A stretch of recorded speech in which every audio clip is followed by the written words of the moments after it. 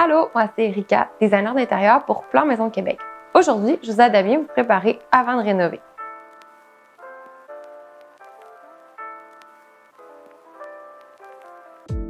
Vous aimeriez que certaines pièces de votre demeure soient plus ergonomiques, plus spacieuses et au bout du jour, c'est ainsi que tout commence. Après les premières envies, on se surprend à consulter les sites Internet de conseils déco, de designers d'intérieur et d'entrepreneurs, à réfléchir à un budget plus réaliste avec son conjoint ou sa conjointe. Et puis, vient le moment où on saute le pas et on se lance dans des travaux de rénovation. Mais parfois, on ne s'est pas assez préparé et on rencontre des petites difficultés qu'on n'avait pas nécessairement prévues. Alors voici mes conseils pour mieux vous préparer à votre rénovation. Le designer et les sous-traitants. Rénover sa maison est un défi de taille, mais s'entourer de la bonne équipe aide vraiment à alléger le processus. La rénovation ne relève pas simplement de la conception, mais vient d'un travail d'équipe qui inclut tous les corps de métier, comme l'entrepreneur général, les concepteurs, les designers d'intérieur et tous les autres professionnels nécessaires selon l'ampleur de votre projet. Veillez bien à faire appel aux meilleurs pour vous aider. Un accompagnement adapté. Un bon designer d'intérieur sera à l'écoute de vos idées, répondra à vos interrogations et planifiera l'étendue des travaux à effectuer.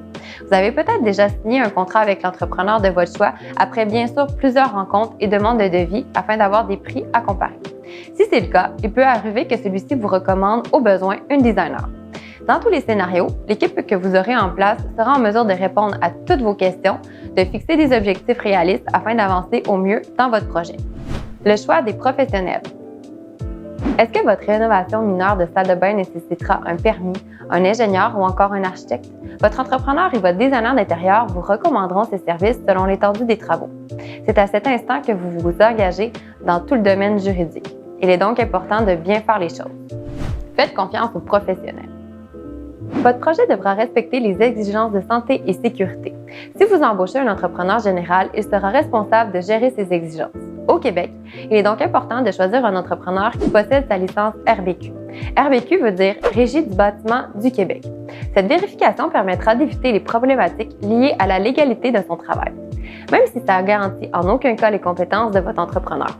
Afin de valider son expertise, vous pouvez demander des références dans ces projets similaires, par exemple.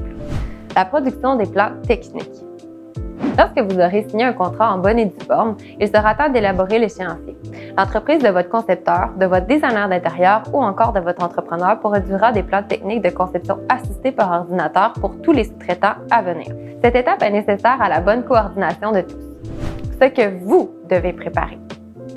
D'abord, je vous conseille de vous inspirer de sites Internet. Il y en a beaucoup.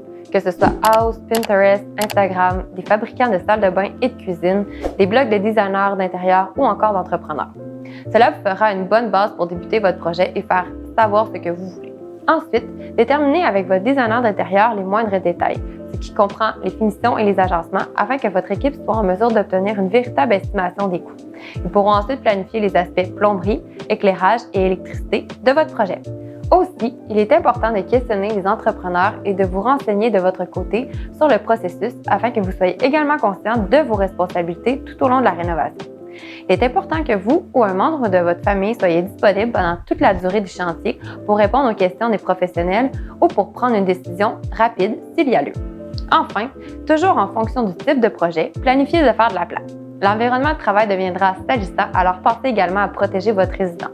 Donc voilà, c'est ce qui termine la capsule d'aujourd'hui. Si vous avez des questions, je vous invite à les écrire dans les commentaires et je me ferai un plaisir d'y répondre. Si vous avez un projet, vous pouvez aussi prendre rendez-vous pour une première consultation sur notre site web au www.planmaisonquebec.com. On vous met le lien dans la description. Merci et à très bientôt!